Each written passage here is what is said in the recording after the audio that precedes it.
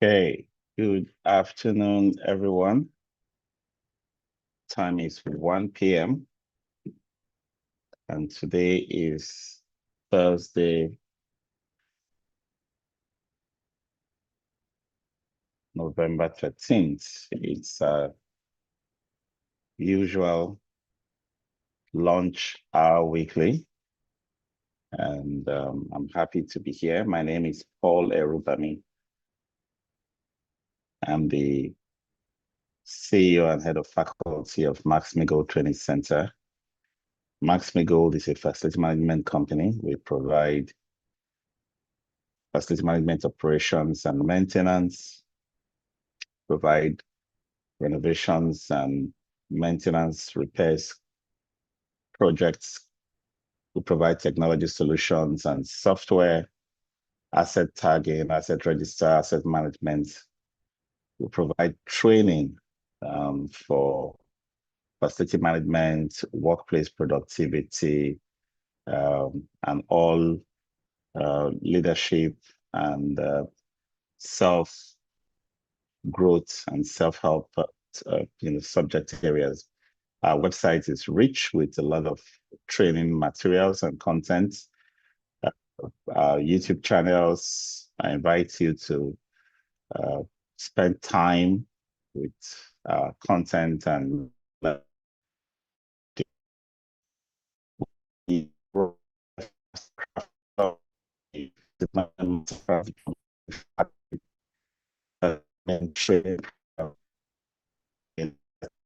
has trained about 1,000 people and produced professionals that work in virtually every organization that hires professional facility managers in Nigeria and across the continent of Africa.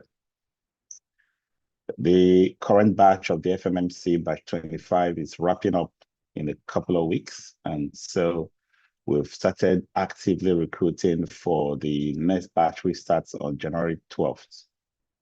And so I'll invite you to register, maxmigold.com/promo. That's the web link. And then take advantage of the ongoing bonanzas that we have. This month of November, we're giving out a whopping 150,000 naira to everyone who registered for the FM Mastercraft Diploma. So take advantage of this to register yourself, your team members, colleagues who want to make advancements in their careers, and take 2026, as the year of great progress and improvements.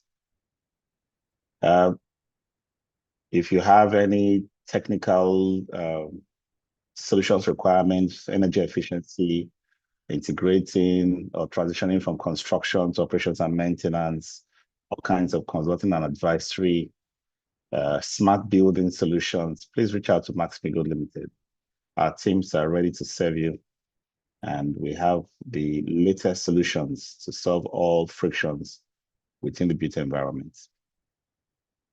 Okay, so with that being said, the topic before us today, hidden costs in facilities you are probably overlooking. Uncover the unseen, which is turning hidden facility costs into opportunities for efficiency and value. Facility management is one of the core overhead categories for most organizations. In fact, it's the second highest after HRO salaries costs. And organizations will do well to pay attention to facility management, because it's either you are doing it right and you're a profitable organization, or you're not doing it right and you are not a profitable organization. Because the profitability equation is very straightforward. If your expenses relate to your revenue, the difference between the two is your profit. If your expenses keeps going up, then your profit is always going to be going down. So we can't treat facility managers or management as a side activity that does not have any impact on the core business anymore. It has both business and strategic impacts on the core business. And that's why we are taking this topic today, because our bottom line as a company, as an organization, depends on how well our facility managers perform in their jobs, especially in the area of cost management, because that's the most direct way they affect the organization's bottom line immediately. So what are our objectives? We want to be able to identify often overlooked costs that impact facility operations and budgets, understand how maintenance delays, inefficiencies, and poor data tracking increase expenses, analyze the financial implications of energy waste and asset neglect and reactive management, apply cost optimization techniques to improve long-term facility performance, and develop strategies to uncover, monitor, and control hidden costs across facility systems. So what goes into facility management operations? What are the real costs? What are the ones that are obvious? What are the ones that are hidden? And how can we deal with the scenarios that we encounter each day? How can we learn from that experience and build a strategy for cost effectiveness? Is what we're going to be looking at today. So we call them hidden costs because, one, they are not obvious. So we often don't connect them to costs. These are items we're going to pick out. They're also hidden costs because we don't know how they are costing us. Okay, so because I don't spend money on something, does not mean that it's not costing me money. Because if what I'm not doing with money creates a situation where I'm losing money from failures and other disruptions, I need to take it as cost and consider how that affects my overall cost. So what makes them unnoticed? They're not reflected in immediate budget or standard reports. They can come from energy waste, unplanned downtime, or deferred maintenance activities. And over time, they accumulate and significantly impact operational budgets and asset performance. So we want to understand and uncover these costs so that we can make more informed and cost-effective decisions as facility managers. So for the best amongst us, we create a budget. We get our budget reviewed, we get the budget approved well in advance. And then when we get into the operations phase during the year when we're implementing the budget, we tend to have so much confidence that, yes, we have done the big adjustments. Our budgets are now optimal. We now expect to see great results. And so we feel relieved that through budgeting, and in effect, budgeting is a powerful communication tool and a tool for streamlining, your expenses. But then there are some things that we often don't pay attention to. They may be small, often recurring, and most of the time overlooked. We call them budget blind spots. Because if you trim the major expenses, you probably don't pay attention to these little items that ends up building up. So let's look at a few. Let's start with operational inefficiencies. When an equipment that has been installed gets older, begins to show signs of wear and tear, they tend to pull more energy to keep working. So every time you think of an air conditioning system, a lighting system, a mechanical system, and you see the advantage in using it for like stretching it to use it for a longer period so that you will not have to put out the capital investment towards it now. Don't do that without analyzing that equipment. So you need to now check the energy it's consuming, compare that to its nameplate rating, and see what the difference is. So that difference is what you are going to use to compute the that decision, analyze that decision to keep energy consumption or water consumption has reached a threshold where if you compute that compared to how many more, let's say you want to stretch that equipment for another 2 years, and you compute that extra energy that it is consuming now to keep working as an aged equipment, uh, compared to having a new one in its place now, you need to show that number, because if that number, that amount, that quantity of energy, the cost of it is going to be higher than the benefits of stretching that equipment, then you need to stop and do a rethink. Our spaces also is cost, because we own the building or because we've paid rent, once a year, does not mean that the space does not cost money. So every space that you manage has a cost per square meter, which includes the cost of acquisition, whether it's rent or ownership, as well as the cost of utilities and services provided for that space. So if you have spaces that are not being used, compute how much you are losing by adding up the cost per square meter of acquisition or ownership or lease or rent. Add that to the cost, that square meter's share of utility, that square meter's share of cleaning and other maintenance costs. Add that together and know what your square meter costs. So every time you have spaces that are not being used, do that space utilization analysis where you say, I have 1,000 square meters. I sit, this 1,000 square meters sits 100 people at an average of 10 square meters per person. And then each person uses their space for so percentage of time. You have to do a time study of how people utilize the spaces that you provide and come up with a spreadsheet that shows how well the spaces are being utilized. Some spaces are not being used at all now. Are they going to be used in the nearest future? What changes is going to bring about that space being used?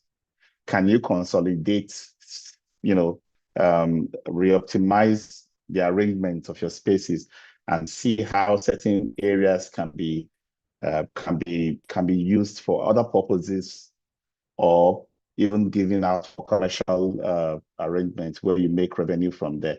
So space utilization is one area that you probably aren't thinking about as costs that you're incurring. And something very fascinating about having properties in highbrow areas, Ikoyi and Lekki One and the rest, where if you compute the cost of a square meter, it's a lot of money. And the FM is probably oblivious of this real cost. And you will find the whole room loaded with, cartons and broken down printers and stuff. And you'll be wondering, so is it that this person does not know how much, this square meters cost, that you're using it to store junk? Oh, there's a policy. We will have to wait for the end of the year to auction stuff or discard. We have to, account for items and so on and so forth. But in the meantime, you're accumulating costs just holding them. So think about this and ask yourself if it is worth it. And so some best practices some organizations have used is to have a storage in a remote location, cheap rental, where you can, if you have to follow the policy of holding, then do a case to management and say the square meter cost of this site in Ikoyi is $835.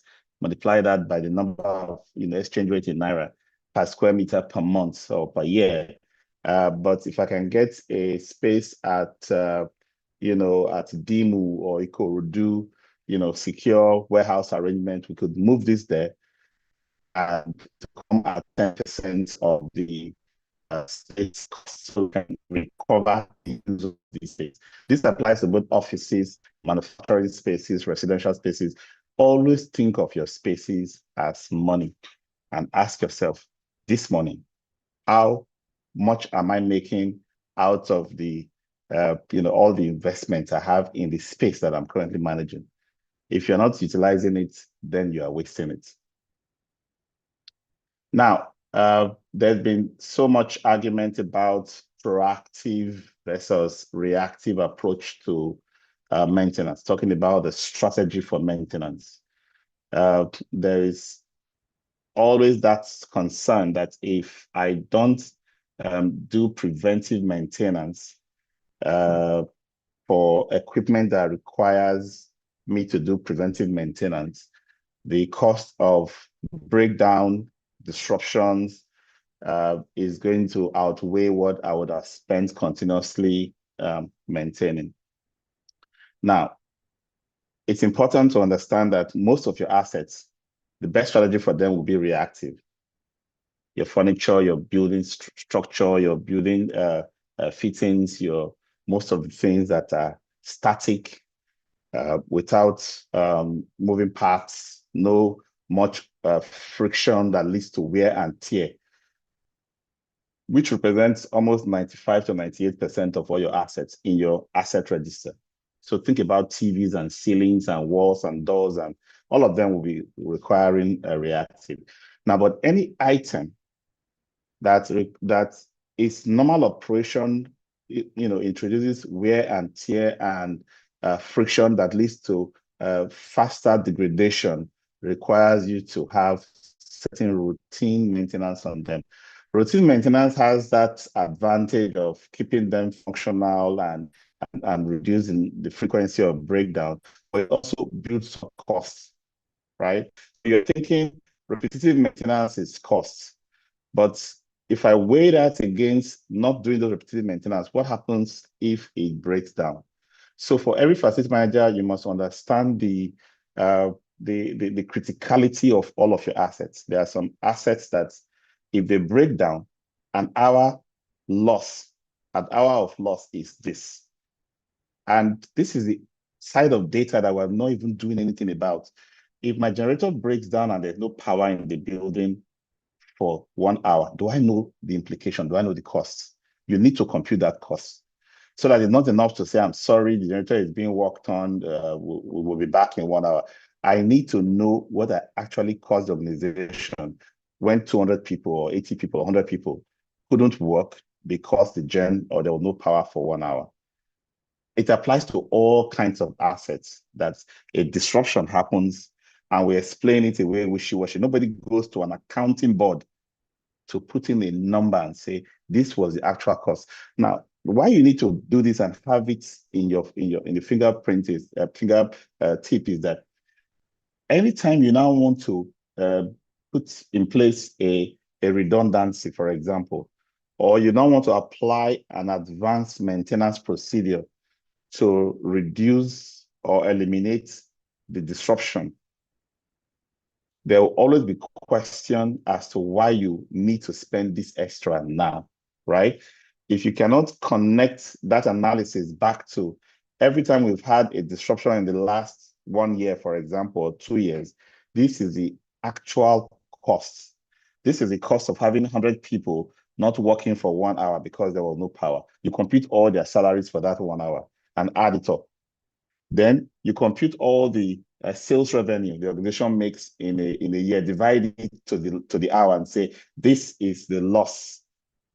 If you add those two together, productivity and revenue losses, you add them together, you now have a number that you can use as cost of or loss per hour for that equipment that is critical. So once you rank all your equipment and you see the criticality level, you can go ahead to make investment based on justification that is centered on real numbers that you've computed. And then we have our biggest operational inefficiency, which is lack of procedures or standards for doing things in the organization. Everything that we do for the clients is supposed to produce a desired outcome. The client observes, receives, and accepts the service and consumes it with a certain experience. He receives that experience, and that's what the client gets. But inconsistency will come out of having different personnel delivering to that same client different outcomes or different results. And that is because we, who are the managers of the system, did not document a step-by-step way of doing things. It will be signed and agreed by all. Continuous improvement does not mean that you will not have a process. You will have a process, but when you now need to improve it, you edit it, all agree, and then you have a new process. It's an ongoing thing. But at any given point in time, everybody in the team should have the step-by-step way of doing virtually everything, understood by all within the team. So without operational standards and procedures in the organization, how are you losing money? How is that costing you money? Don't forget, time is money. More time spent doing the same thing that you could have done with fewer, shorter time. The customer satisfaction is money. The customer loyalty and the ability to buy again or recommend is money for the organization. So every time you give a negative experience due to operational inefficiency, you're costing the organization money.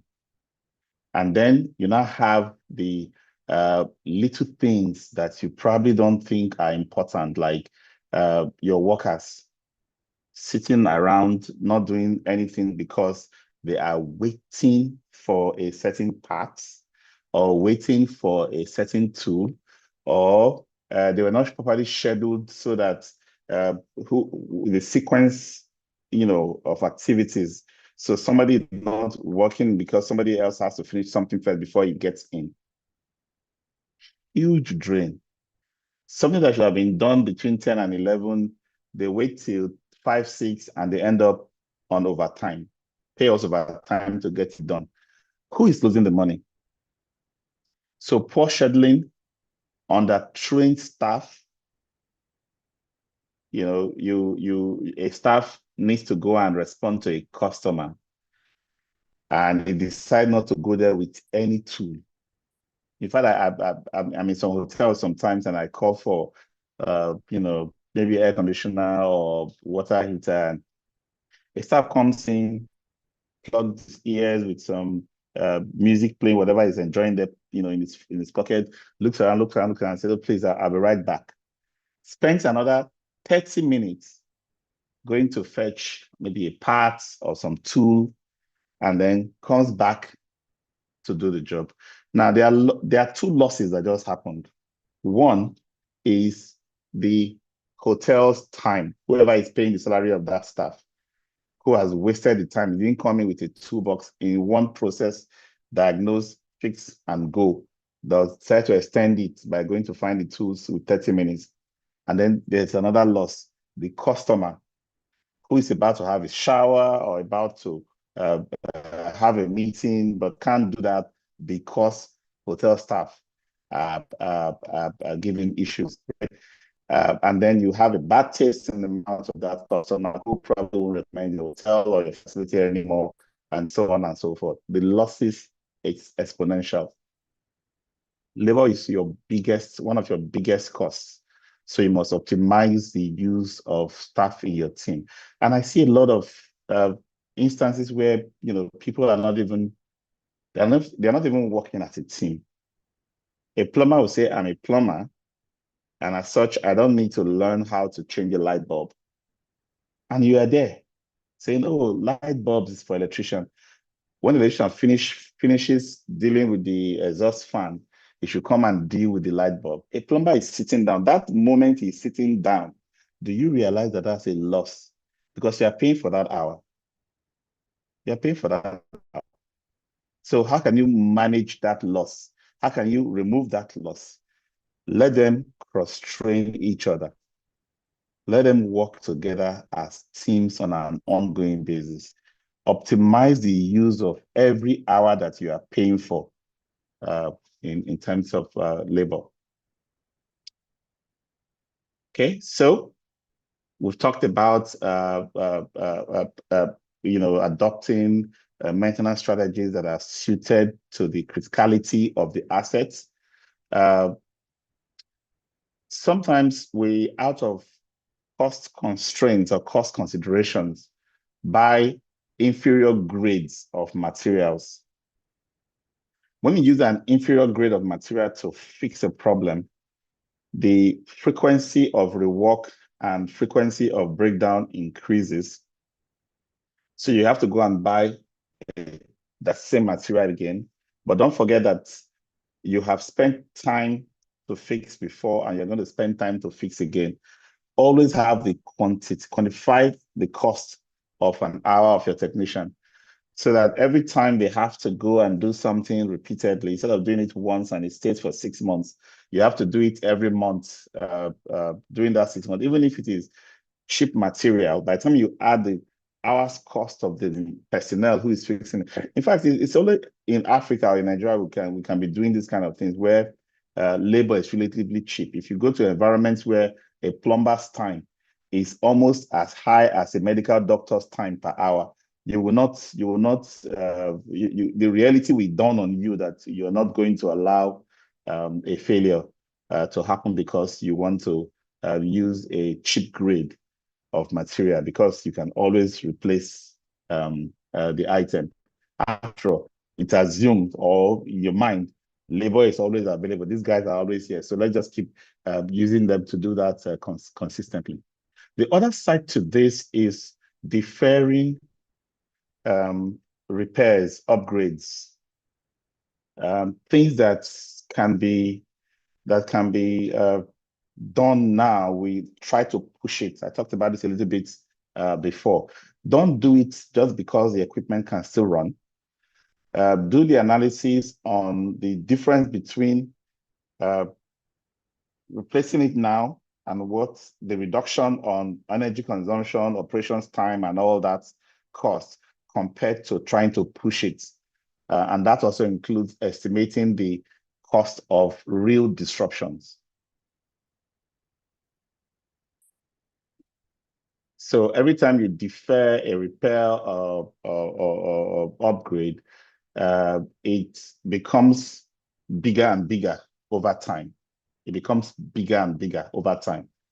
And when it begins to fail, and you are tracking a metric like mean time between failures, you realize that if you are computing what an hour's disruption from that equipment actually costs in terms of, because every time you have to buy something in a hurry, it costs more compared to if you have to plan ahead for it. In terms of disruption, not having it in use, and the ripple effect of not having it in use, right? All the way to customer satisfaction.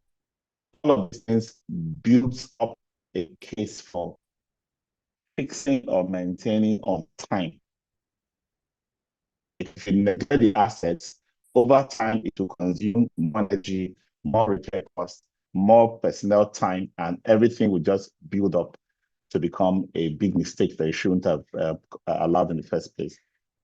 Now to the elephant in the room, energy inefficiencies. Wasted watts is equal to wasted money. So if you have no way right now of knowing what every equipment consumes in your facility, you are still pedestrian. You're still very, not there, because all you are dealing with is what the bill says at the end of the month, and then you just pay it. And when you don't even when you don't even feel comfortable with what the bill is saying, you don't have a way of benchmarking to know whether that bill is accurate. And if the bill is accurate, what exactly led to the the fluctuations or the trending higher of your bill, you probably won't be able to put a finger on it because you don't have a metering system, an energy management system in place that helps you monitor at multiple levels. So even if you're just doing check meters like some of us do, where you have every wing, every office block, or every customer segment having a check meter, or tenant having a check meter, or you can have an energy management system where you put in simple plugs across your panels and DBs to pick up use of energy use across different circuits that powers different devices and sections of your facility. It's important that you have your finger on the pulse of energy consumption in your facility, because it's a big drain on your finances. And why are we even talking about it when we're talking about hidden costs? Because it is mostly hidden. You see 4,000 kilowatt hours has been consumed at the end of the month, and that's aggregates. That's all you see. You can't tell how much of that 4,000 kilowatt hours was used for producing water. You can't tell how much of that kilowatt hours was used for cooling, comfort cooling, or for providing ambient lighting. So if we were to ask today, how much does it cost you to produce a cubic meter of water? Because you don't even have, data on the energy that the pumps use to suck up all the water and push it through filters and all that, you can't compute that component of the cost of water, let alone having data to quantify how much water was produced and used, because you didn't have a metering system that meters water that comes out of your borehole and how it's pumped through the system and used. So you have blindness to all of that data, and you don't know how this is hurting your organization and your bottom line. So what is the solution to this? Set up a metering system. And if you don't have a metering system, call for audits regularly, at least annually. And this is something that at Max-Migold we can deliver audits of your energy, of your water, all of your environmental metrics. We can set up, sensors that can pick up data of your ambience, temperature, humidity, light intensity, and all of that data you need to have an understanding of what is driving the operational experience within your space. Because all of that data, they all dovetail into costs. If your ambient temperature is hovering around a very high range, for example, you need to also check on how your air conditioners are performing. They tend to go into overdrive to try to keep the environment cool to a certain temperature that is comfortable for the users. And in doing so, they too ramp up their costs. So there's so much you can do with regards to data of energy, water, and other environmental parameters that will help you put your fingers at the areas where you are costing your organization too much. And then there's the issue of poor procurement and contract management practices. Let's even start from the conception of a contract. You think of engaging a contractor to build something, to repair something, to deploy assets management, to give you consultancy, and you, the client, did not take your time to articulate your strategies, your objective, your scope of work, your key performance indicators. You just call vendors to come and inspect and give you their own quotation and their proposal. You will see oranges and peaches and apples in all the presentations that you will get. That's the start of contract failure, procurement failure. Because at the end of the day, you will tend to favor one or the other without having any realistic way of comparing them. So no matter who you buy from among all of those vendors, you are making a mistake. So best practice, get consultants to come in and help you distill what you are trying to achieve into measurable service level agreements, key performance indicators, and scope of work that are tied to metrics that you can now use to invite vendors. They now see exactly what you want. Whatever they are pricing, whatever they are quoting for, is now based on clear specifications. That's the beginning of contracting. If you get it wrong at that point, no matter how cheap they offer you that contract, you are losing money. No contractor ever makes a loss or plans to make a loss. So even if he gives you half price compared to the lowest other vendor, he is going to provide you a service that is commensurate to less than half price because he must be profitable. So at the end of the day, it's you that is the buyer that ends up making a loss when you do not do your front-end work. And that's why one of the services we provide at Max-Migold is procurement. We can help you scope your FM services, cleaning contracts, all kinds of contracts that you give at landscaping, put proper metrics in place, put a pricing table that breaks down what the contractors will do. If the contractor does not do something that is already been picked up with a metric that you can all verify and record and see whether it was done or not done, so that that line item can be paid for, then that line item is not paid for. You save the return that money. So if there's a value loss, the money is not spent. Unlike most of the lump sum contracts where it is just paid at the end of the month. Where they didn't do everything share, but we don't have a way of costing them money. We just have to pay. Every time you make those payments, huge losses to your organization.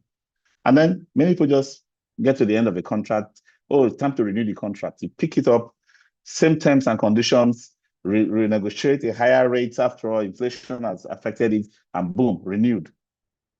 You need to take a deeper look at the contract in the first place to ask the objective, the strategies we wanted to achieve with this contract, even if it's just something as basic as cleaning or security. Have we been achieving it? Are there changes that we need to make to the contract so that we can achieve our results better? Are there pricing that we can investigate to see how we can optimize the cost that we are paying for? Are there things that we've been paying for that we don't need anymore in the renewal? How many of you do those kind of reviews before you renew a contract? It just renewed from year to year to year to year. What does the contractor have to do? Enjoy himself, continue playing golf while making monthly money from the organization on a continuous basis. Then there's the issue of inventory. Should you stock spares or should you not stock spares? There are arguments on both sides. There has to be a balance. If you stock and you do not stock with proper analysis, with a clear reorder plan that makes sure that what you are stocking can be used within periods of freshness or virality or validity of that spares, cost of storage as minimal as possible, and the outlay of cash, considering your internal rate of returns as an organization, is as minimal as possible for only materials that are deemed at the highest level of criticality. That's when it makes sense. And it can only make sense if you've done this analysis. How often do we use the material? How critical is this material to us? What is the experience of not having it on ground? How does it affect our operation? How much does it cost us if we have to lose an hour trying to get it? I have to have that. I have to compare that to how much it costs me to hold it in stock. The square meters of the store, the utilities for that store, and the fact that I'm putting money out. There's a cost of funds to put that money out to hold that stock, I have to compare these two sides of the coin before deciding I want to hold this stock. Just making a long list of spares and buying everything up because the money is available and dumping them in a store where many of them become obsolete before it's even needed because you did not, you didn't even track to see how the rate of use and how many of it you need to stock to meet the rate of use within the period that you need to secure such critical service for. You just end up dumping money, additional cost of holding it, cost of finance, of putting out money to acquire it. And at the end of the day, you do not show value for that inventory. So there has to be a balance in that regard. And then there's the issue of over-servicing or underutilization, paying for what you don't need. Have you looked at your janitorial contracts, landscaping contracts, security contract, all of those maintenance contracts that we just do based on rule of thumbs? Oh, this building is a big building, let's have 40 cleaners. Have you done a real study to compute the square meters to be covered by each person, the number of people using the facility, and the frequency of cleaning requirements? A meeting room that's probably used once or twice a week, why does it need to be cleaned every day? Does it make sense? A conference hall that's probably used 3 or 4 times a month, why does it need to be cleaned every day? So you've created your numbers based on peak. Based on peak. Security guards are based on peak. Gardeners based on peak requirements. And you maintain this peak supply of labor and materials, even for periods where you are off peak, periods where there's no activity. You not create a redundancy that is unnecessary. So why don't you have an off-peak supply approach as your fixed team, and then have a flexible arrangement for ramping up for peak? Now, the rate per hour or per day might be slightly higher for those temps that you'll be bringing in to manage your peak. But overall, you will not be having any wasted hour within your team. So think about it and do this computation and decide whether it is worth it, what you're currently doing. And then, of course, staff turnover, inadequate training, safety incidents. Sometimes I wonder how some organizations get by. They hire people, bring them on board, and just leave them to their devices. No systems, no processes, no training. In fact, I've had a situation where an organization says, I wouldn't buy training for the team because we interviewed and selected the best. And they're only interested in any certificates that they can walk away with. I said, have you looked at the impact or the implication on your current operation? Not training, not having processes, not having, controls with the team. When you have reworks, when you have incidents, you only have disruptions coming out of mistakes that could have been reduced or eliminated with training. Do you compute the cost? There's a lot in that regard, but we deal with it as if it's a separate issue. Every time you deal with an incident, always think about the cost implication.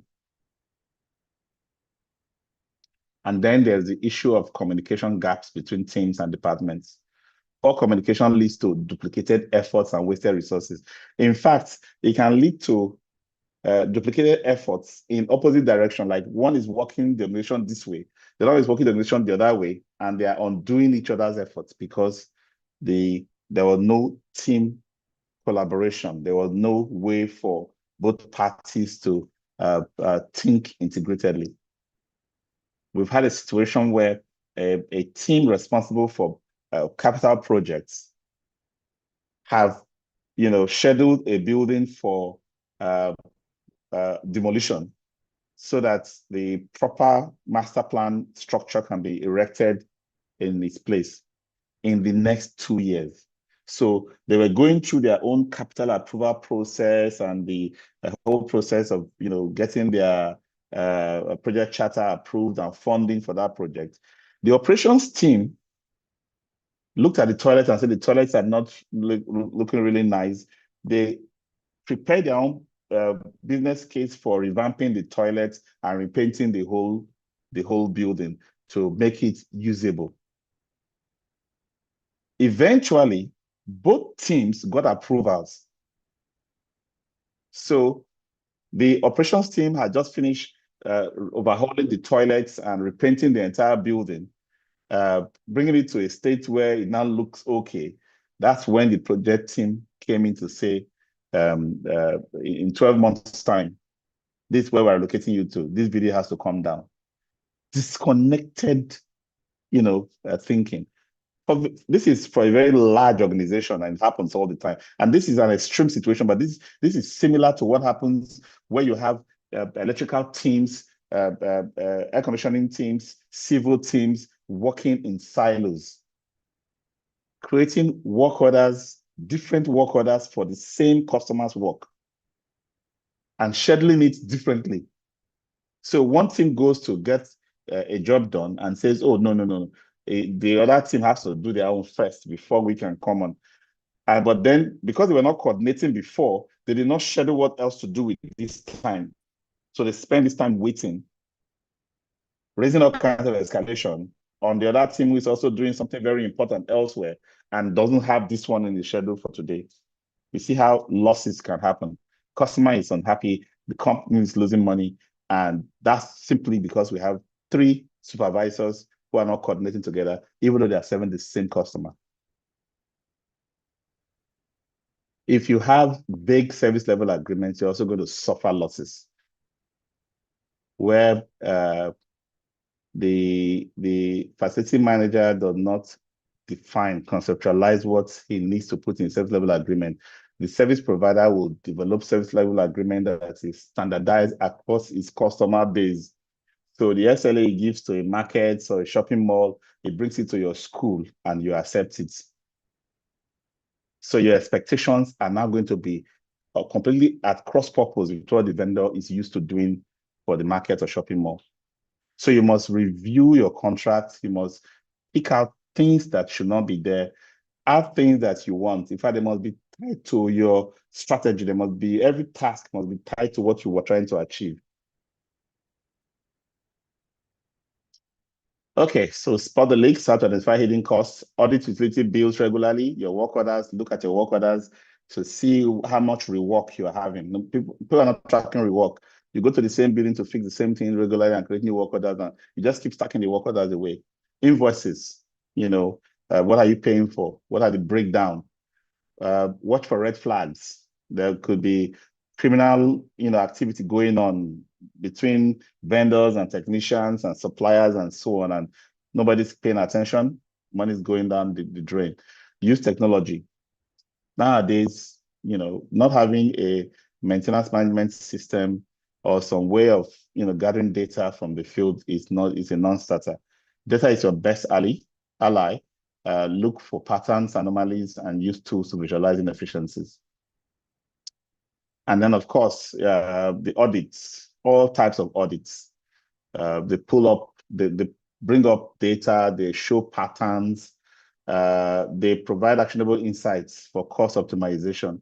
Make this frequent, even if it's just 4 times a year, audit most of your processes. And then for each of the assets you deploy, track total cost of ownership, not just how much it costs us to buy it. We buy a printer, we just close it. How much energy does that printer consume? How much ink? How much paper? Someone should be able to put that information together, and that applies to all the other equipment that we put to use in our facilities. And then embed proactive maintenance and sustainability practices. Everything that has to do with giving the user better experiences, positive impacts of your environment, reducing breakdown, reducing energy costs or energy total energy, continuing to predict through data analysis what can fail to reduce the occurrence will help you to save costs, because every time you can stop something from failing, actually save costs. Align financial planning with asset performance goals. Link your budget to asset performance with ensure funds allocated where they create the most value. So if you're planning a budget, let it be tied to an organizational strategic objective, so that when you are now operating that budget, the data you are acquiring will help you reinforce whether that investment is providing the results that you are looking for. Okay, fix before it spirals. Some quick wins and long-term fixes. Start small, one area at a time. Build a cost awareness culture. Empower your frontline staff. You don't need a full overhaul. Small changes, especially with staff buying, can lead to big results. So do not attempt to fix the entire organization in one day. Take one item at a time. For example, we implemented something as simple as monitoring of diesel level in a diesel tank. And just because we installed that system, the diesel suppliers went to update their own meters and started supplying us more diesel than they were supplying before. Because when they supplied, they now saw a shortfall of almost 15%. And this is what we have been paying, we've been paying for this number of liters. Every time they come, we read it from their meters and it shows, right? But now they've seen that we now have installed our own device. And just from that small one, we started getting more diesel for every amount that we pay. So think about, different areas and pick one piece and work from there. And then train the staff to continually identify inefficiencies. Sometimes inefficiencies are deliberately orchestrated to put pennies in people's pockets. So watch out where corruption is the problem, because that can be, one of the areas where you are losing money and you're not seeing. So I put together the little checklist to spot hidden facility costs, audits and awareness. Take out utility bills and check it for anomalies. Check for deferred maintenance or tax that's overdue that you left undone. Analyze work order logs for recurring issues. Compare actual service usage versus contracted scope to pick out things that are in your contract that are not being done, you're paying for. Verify vendor contracts for auto renewals or scope creep. Assess staff scheduling for overtime or inefficiencies. Waiting to do it over time. Pick them out and remove those issues. Evaluate inventory levels for overstocking or emergency purchases. And then look at your tools. What do you have in place? Do you have a CMMS system? Do you have an energy monitoring system? Do you have any kind of way to inspect and record those inspections and track progress from within the office? And then adjust service frequencies to match current usage.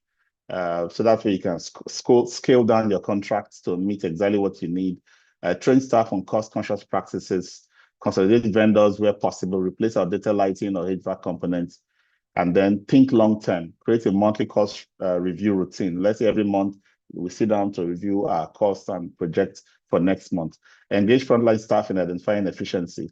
Set key performance indicators for cost reduction and track progress. You say we're spending this much, where we're going to reduce that by 5%, by 10%. We're going to put action in place to achieve that 5 or 10%, and then we'll begin to track it and share findings with leadership to support budget adjustment. If you are doing this at your level as an FM and you are sharing this information with your management, there will be a very high level of confidence. There will be trust for your team and for you, and there will be elevation of your department and you as a professional facility manager. Okay, so that's our session for today.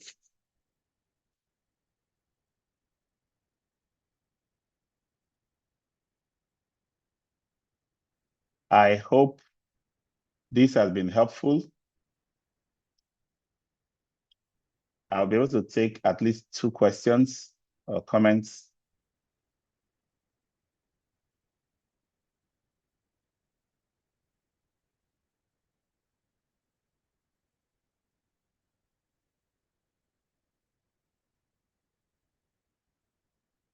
Any hand up? If you do have a question and comment and you are in the Max-Migold WhatsApp, Max-Migold training WhatsApp group, please put it there. We'll pick it up from there and respond. If you're on our Telegram platform as well, Max-Migold Facility Management training platform, your questions could also come to us through our YouTube channel, LinkedIn, Facebook, and X platforms, and we'll respond to you. Don't forget the FM Mastercraft 26 starting on January 12th, 2026 is we and you the members and the class. The graduation for this year is on December 13th, so that's a big deal for us. Yes, Engineer Ola, go ahead with your question or comment.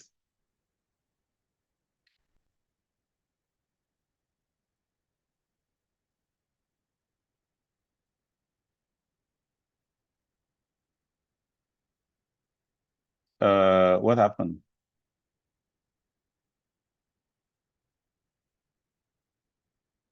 Ola, you had your hand up. Oh, his network is not helping. Okay, so we do this every Thursday. We will always try to inform you of the topics we're running. For all the past topics that we have had, they're all on the Max-Migold channel on YouTube. Just go there, scan through them, and take those lessons and improve your workplace. Thank you, everyone, for being here, and have a good day and rest of the week. Bye-bye.